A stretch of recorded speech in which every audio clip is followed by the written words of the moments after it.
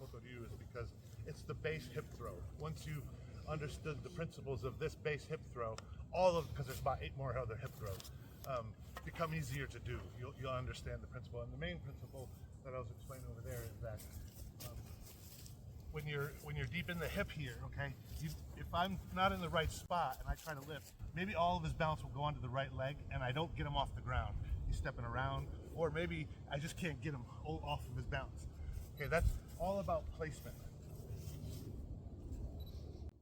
When you get in there, if you're too close or if you're too to the side, they're gonna come out wrong. So when you're practicing at your dojo, make sure that as you lift, both feet of his feet are coming off the ground at the same time.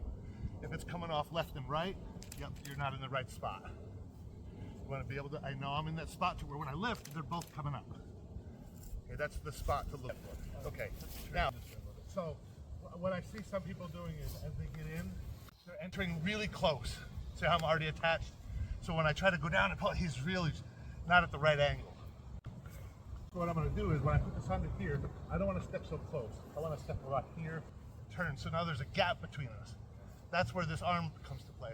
Now that there's a gap, as I sink and pull, he rides up onto my hip. Here, I'm going to pull him into my hip as I bend down. Okay, okay. Play with that a little bit. Create a little space and turn in that space. Okay, next technique is called Ogyaku. It means to push. Gyaku is written, normally Gyaku means something like I'm doing a wrist lock. It's a Gyaku on his joint. Okay. This Gyaku is a different kanji and it means like an emptiness or a falsehood. Again, it's a defense against the throw. So this time he gets the grip. We'll start square. He gets the grip, but this time I'll be the yuke. The attack is this arm goes under his under his elbow, right hand under his left elbow. My right foot is going to cross. I'm going to turn and I'm going to put my feet front. Don't do this. Okay, a throw should never be done. A hip throw should never be done like this ever. Think of it like downhill skiing. As you turn, your feet should be here. Okay? The reason for that is if my feet are together and I put something on my hip, when I stand up, I have this much range. Okay. Once you start spreading out your legs and you do that, you've lost several inches of your fulcrum. Okay, so it's important to think of it as a downhill skiing as much as you can when you throw. Don't do this, especially when the other person's bigger than you are. Okay, so the attack is right hand lets go of the collar grip, goes around under the elbow while I cross, turn in front of him. Okay. This hand is pulling him onto my hip. On the hip, this just holds the hip. You don't have to grab the belt of the pants. It's a different throw. Just hold the hip and lift. And of course, that would go over and drop. From there, under, turn, pull this onto. Okay, don't start with trying to pull him this way. Start with this. Pull him to your body, and then hip. Okay.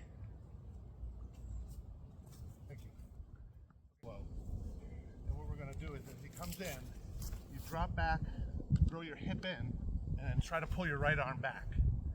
Okay. Here, the hip is first. Get that hip in there, and then throw this arm back. If I wait too long, go ahead. He's gonna catch me. Yes. Yep. Oh. It's been a while. Okay. So as he comes in to do that, you're going to jam with your hip, thrust it in with the hip.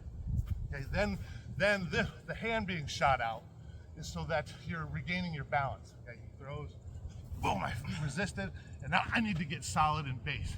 Okay, now he's aware that I've jammed his throw. He's going to jump back out. Yep, and when they do, you follow up with a punch to the stomach or the boots next to it. Block the sink. Here. Strip back. Oh, I'm sorry, I forgot a key point. the spot of the back. Okay, he does that. Block. When I throw this arm out and I take my balance, the reason he jumps back is because I'm pushing my Bujinkan into his shichibatsu. Okay, I'm attacking that so he gets away from it, wiggles his way away from it, and follow up with a punch. jam, Bujinkan here, put your arm free. He wiggles his way out, follow up with the punch. Okay, go ahead. Jam of the hip. Okay, it's this part of the hip. If you really want to use your crotch, you can. It works, but you're also taking a risk of injuring yourself. Okay? I do see it in Japan all the time, even in judo. There's athletes that do use the crotch. I don't recommend that. You're gonna hurt yourself, especially in the heat of a fight. So as that's coming in, the thigh does it. Jam it, push.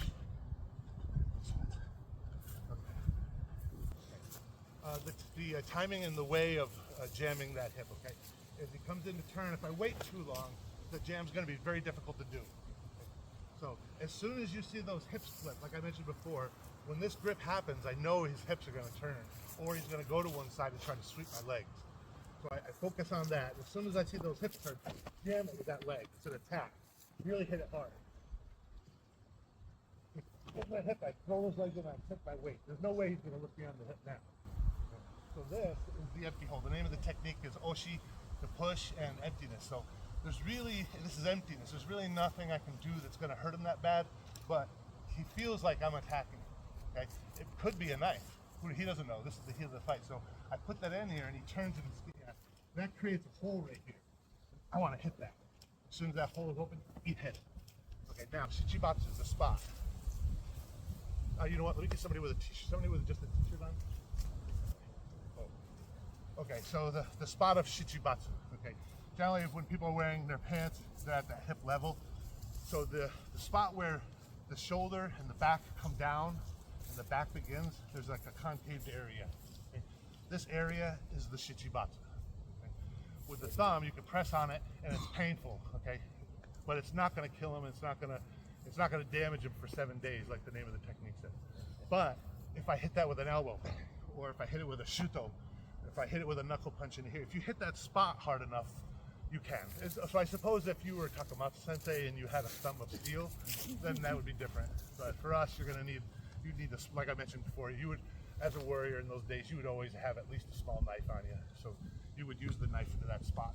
Something that's small and can get in there is very effective in Shichibatsu. Otherwise, you need to strike it hard. It's on both sides. Is it right below the rib cage? Yeah, the bottom of the ribs, the top of the hip. Like you'll find the hip bone and go above it a little bit. There's a nerve spot there. Yeah, push it. Yeah, down. Yeah, in and then down. Okay, thanks. So the name Shichi is 7. Batsu means down or out for those 7 days. If you strike it hard, I've heard of people getting struck there and then bleeding, peeing blood, urinating blood. So it's probably actually a pretty dangerous spot. I'd be careful hitting that. I used to do some MMA fighting, and that would happen. You'd find guys in the gym peeing blood all the time, and it was usually shots to the back here. Yeah. Kidneys inside. Yeah, kidneys are in there. Sciatic nerve. Oh, it's sciatic nerve. Yeah. Just a little bit inside. Yeah, just be careful with training. Okay. Okay, again on the jamming, I've seen a few people that are a little late. So as the hip comes in, they're stopping. Go ahead. Comes in the throw, and then they're doing this to stop. But then after they stop, they're doing the attack. Okay. Try to time that as one. When he exposes his hip, attack it. Okay. It can even be a Charlie horse. As he exposes his hip, you can nail it. So make sure that's one. Okay. You don't want to stop and then go. He goes to throw. Boom. Now he's off balance. It's easy to drop. Okay, keep that in mind.